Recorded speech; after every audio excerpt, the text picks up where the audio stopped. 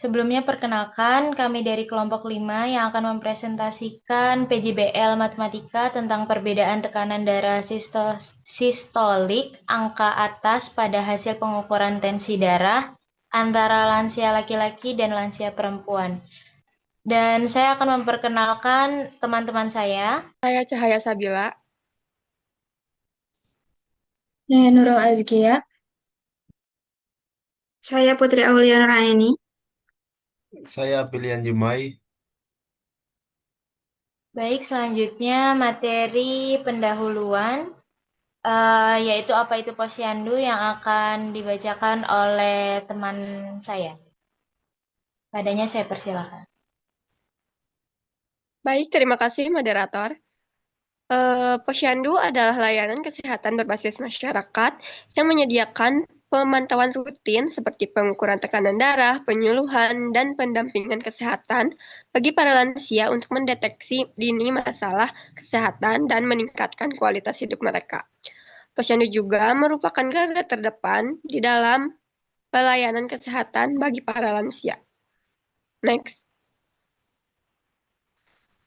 Nah, fenomena yang diamati yaitu posyandu lansia dalam beberapa tahun terakhir menemukan adanya perbedaan pola tekanan darah sistolik antara lansia laki-laki dan perempuan. Lansia laki-laki cenderung memiliki tekanan darah lebih tinggi sejak usia yang lebih muda, sedangkan lansia perempuan menunjukkan peningkatan signifikan setelah masa pasca menopause karena hilangnya perlindungan hormon estrogen. Kebiasaan seperti merokok, aktivitas fisik, serta stres emosional juga mempengaruhi perbedaan ini.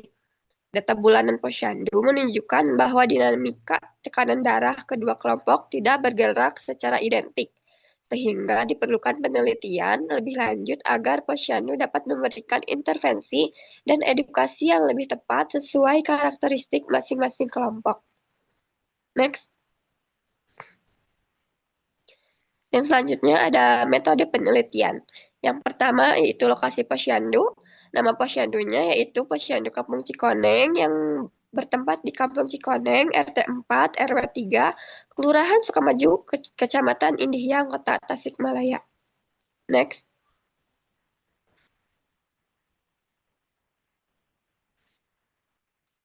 Metode penelitian yang kedua yaitu sampel dan pengambilan data.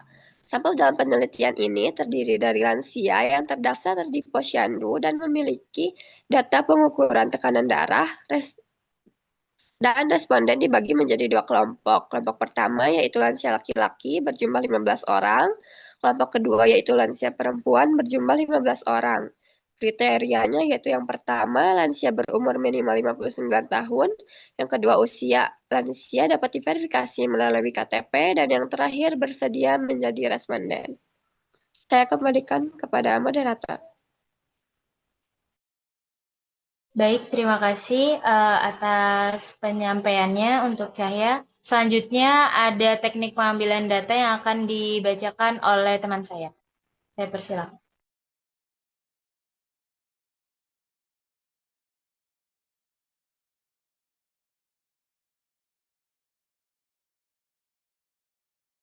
Kepada AP, silakan dipresentasikan.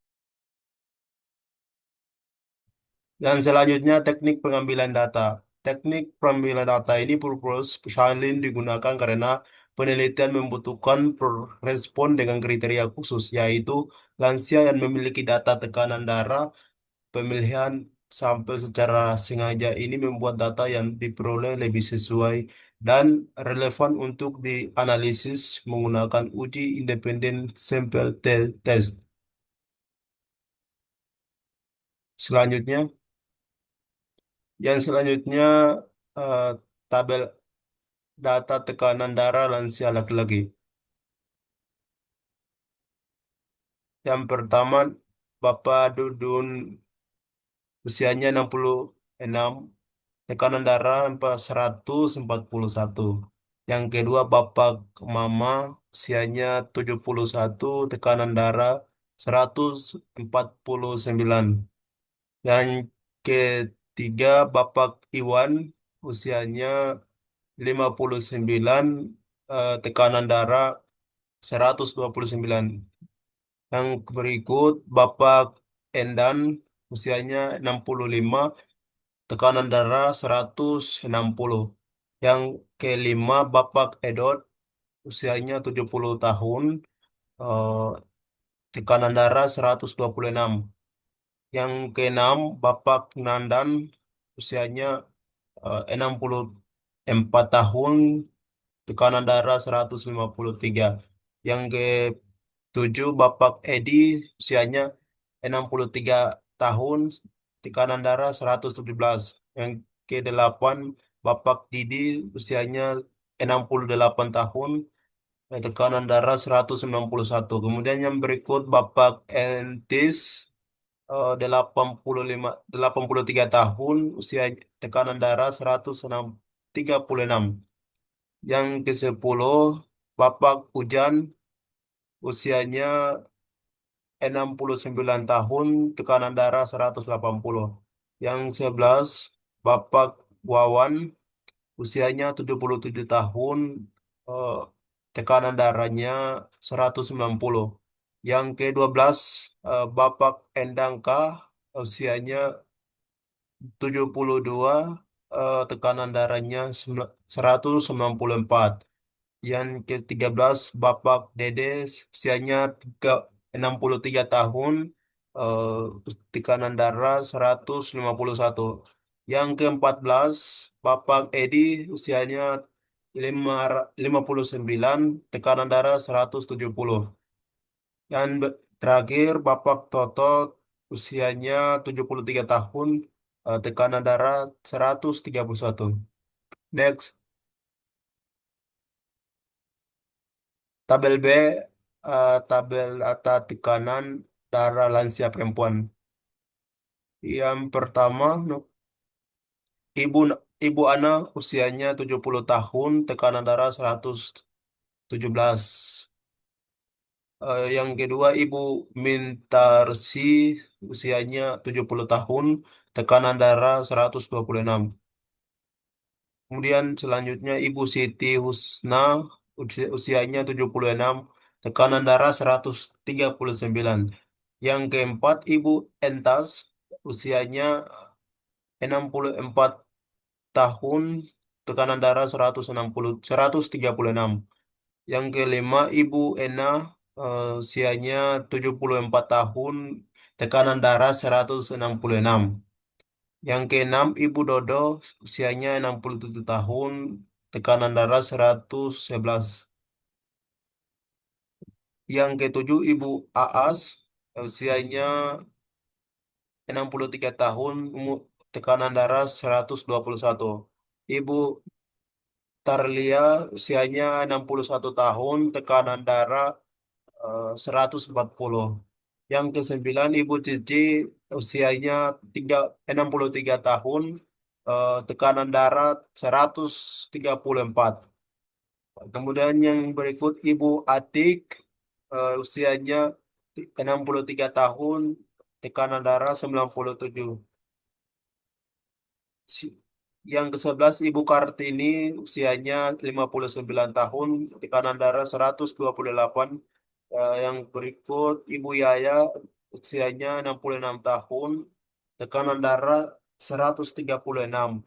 Yang ke-13 Ibu Tio, usianya 73 tahun, tekanan darah 128. Yang ke-14 Ibu AI, usianya 65 tahun, tekanan darah 133. Yang terakhir Ibu Epon, usianya 65 tahun, tekanan darahnya 142. Next. Uh, Selanjutnya analisis menggunakan t-test. Yang pertama, menguji data normal atau tidak normal. Rata-rata tekanan darah lansia laki-laki, XBAR, total nilai eh, dibagi N 200 2318 per 14, 154,53. Kemudian simpanan baku tekanan darah lansia laki-laki, eh, standar deviasi sama dengan akar sigma X kurang X bar dikuadratkan N kurang 1. Akar 9063 eh, dikuadratkan 14 kuadrat 647,35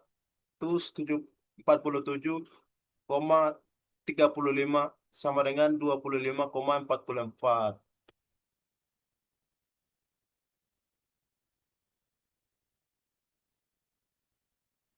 Terima kasih kepada AP. Selanjutnya akan dipresentasikan oleh teman saya, yakni Askia. Saya persilahkan. Baik, selanjutnya yaitu menghitung rata-rata tekanan darah lansia perempuan dengan rumus X bar sama dengan total nilai dibagi N, yaitu 1954 dibagi 15, hasilnya 130,27. Selanjutnya simpangan baku tekanan darah lansia perempuan dengan rumus S sama dengan akar sigma XI dikurang X bar dikuadratkan dibagi N-1, yaitu akar 3440,1 dibagi 14 sama dengan akar 245,72 dan hasilnya 15,67. Next. Menghitung empiris. Yang pertama adalah lansia laki-laki, rentangnya 129,09 sampai 179,97. Dalam datanya yaitu 141, 149, 121, 160, 126, 153, 117, 191, 136, 180, 190, 194, 151, 170, dan 131. Data yang diperoleh itu ada 8 dari 15 data, menghasilkan 53,33% dari total data 68%. Selanjutnya, lansia perempuan. Rentangnya itu 114,6 sampai 145,94. Dalam datanya itu 117, 126, 139, 136, 121, 140, 134, 128, 136, 128, 133, dan 142. Yang data yang diperoleh itu 12 dari 15 data. 80% dari total data 68%. Menguji T hitung dengan rumus M1 sama dengan sigma X1 dibagi N1. Itu 2318 dibagi 15, hasilnya 154,53. M2-nya sigma X2 dibagi N2 itu 1954 dibagi 15 sama dengan 130,27. SS1-nya sigma X1 dikuadratin sama dengan dikurang sigma X1 kuadrat dibagi N1, yaitu 257,982 dikurang 8,818,1 8.818 di 116 dibagi 15 sama dengan min 237,342,27. Di mutlak hasilnya jadi positif. Terus SS2 dengan rumus sigma X2 kuadrat dikurang sigma X2 kuadrat dibagi N2, yaitu 367,272 dikurang 4.571,044 dibagi 15 menjadi min 4.203,797. Dimutlakin hasil jadi positif.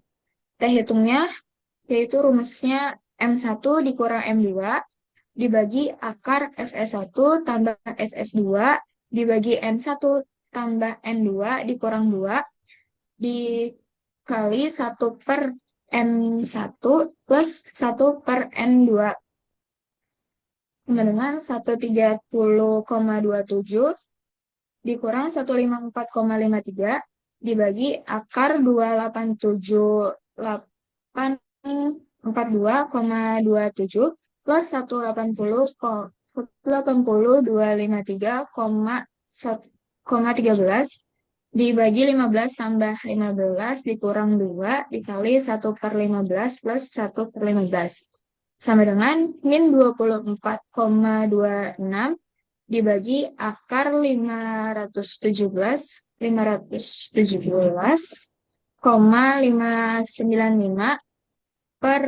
dibagi 28 dikali 5 per 15 sama dengan min 24,26 dibagi 18 akar 18,485,55 dikali 0,13 sama dengan 0,49 dimutlak jadi hasilnya positif 0,49. Saya kembalikan kepada moderator. Baik, terima kasih atas presentasinya dari Askia. Presentasinya akan dibacakan oleh Putri. Kepada Putri, saya persilakan. Selanjutnya ada hasil dan pembahasan. Yang pertama ada statistik deskriptif. Kelompok lansia laki-laki meannya 154,53, SD-nya 25,44, nilai minimumnya 129,09, nilai maksimumnya 179,97, jumlah datanya 15. Lansia perempuan meannya 130,27, SD-nya 15,67, nilai minimumnya 114,6, nilai maksimumnya 145,94, jumlah datanya 15. Selanjutnya. Ada grafik box plot. Di sini median sekitar 133 sampai 135 menunjukkan tekanan darah rata-rata perempuan lansia berada pada batas prahipertensi atau hipertensi ringan. Artinya tekanan darah perempuan lebih stabil dan tidak terlalu bervariasi. Untuk median sekitar 150 sampai 155 lebih tinggi dibanding perempuan menunjukkan risiko hipertensi lebih besar. Artinya tekanan darah laki-laki lebih bervariasi. Selanjutnya.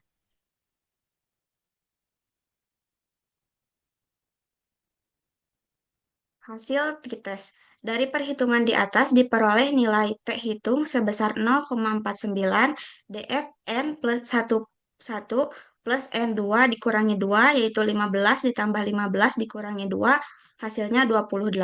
Tingkatan signifikan alfa 0,04 maka nilai T tabelnya adalah 2,048. Karena nilai T hitung kurang dari T tabel yaitu 0,49 kurang dari 2,048 berdasarkan kriteria pengambilan keputusan HO diterima dan HA ditolak. Selanjutnya. Interpretasi hasil. Berdasarkan hasil uji T menggunakan rumus independen sampel t-test diperoleh bahwa T hitung kurang dari T tabel, data tersebut terdistribusi normal, HO diterima. Hal ini menunjukkan bahwa tidak terdapat perbedaan yang signifikan dalam tekanan darah antara lansia laki-laki dan perempuan. Saya kembalikan kepada moderator. Terima kasih kepada Putri yang sudah menjelaskan tentang tadi. Selanjutnya ada kaitan teori gizi. Tekanan darah lansia dipengaruhi oleh pola makan, terutama asupan natrium, kalium, dan kualitas gizi secara keseluruhan. Natrium yang tinggi meningkatkan resiko hipertensi karena menahan cairan tubuh, sedangkan kalium membantu menurunkan tekanan darah dengan menjaga keseimbangan elektrolit. Status gizi seperti overweight atau obesitas juga dapat meningkatkan tekanan darah karena mempengaruhi fungsi kardiovaskular. Pengetahuan gizi dan kepatuhan terhadap diet rendah garam berperan penting dalam menjaga tekanan darah lansia. Selanjutnya ada kesimpulan. Perbedaan tekanan darah lansia dipengaruhi oleh faktor biologis, hormonal, dan pola makan. Asupan natrium tinggi dan kurang konsumsi kalium serta perubahan fisiologis akibat penuaan berkontribusi pada peningkatan tekanan darah. Laki-laki lansia cenderung berisiko lebih tinggi karena pola makan dan lemak visceral, sedangkan perempuan meningkat setelah menopause. Temuan ini menegaskan pentingnya pemantauan tekanan darah, edukasi gizi, dan intervensi posyandu untuk mengontrol tekanan darah pada lansia. Selanjutnya ada saran. Yang pertama, perkuat kegiatan posyandu lansia sebagai tempat pemeriksaan tekanan darah rutin dan edukasi gizi sederhana. Yang kedua, berikan penyuluhan tentang pengurangan garam, peningkatan konsumsi buah dan sayur, serta pembatasan lemak jenuh. Yang ketiga, dorongan kegiatan fisik ringan di posyandu seperti senam lansia untuk membantu menjaga kesehatan jantung dan pembuluh darah. Dan itulah presentasi dari kami, kelompok 5. Saya ucapkan terima kasih kepada teman-teman yang sudah menjelaskan dari awal hingga akhir. Saya tutup. Wassalamualaikum warahmatullahi wabarakatuh. Oke. Baik. Terima kasih, guys.